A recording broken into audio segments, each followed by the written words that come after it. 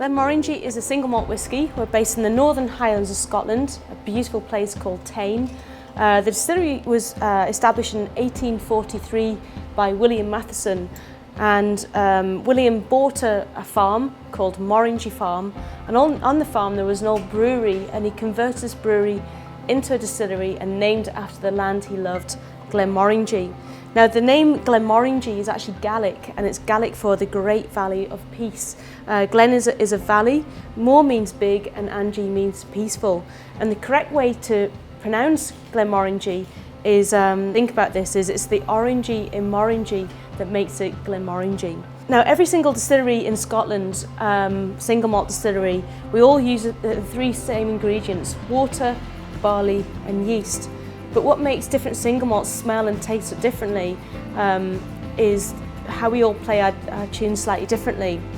And at Glenmorangie, the key things that we play our tunes slightly differently is, first of all, we just happen to have the tallest copper pot stills in Scotland.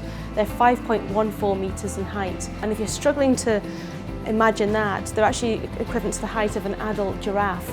And what this means is that we collect on the lightest, the finest, and the smoothest and purest of spirit, because any of the heavy alcohols will not be captured. The other thing that makes Glenmorangie unique is that we only ever use a cask twice. We source all of our wood from the Ozark Mountains in America. It's seasoned for 4 years with bourbon, and after 4 years, the cask is emptied, shipped to Scotland, where we fill it with a delicious Glenmorangie new make spirit. After 10 years, we collect what's called a Glenmorangie first fill, which is very rich, it's very fruity, and it's very spicy.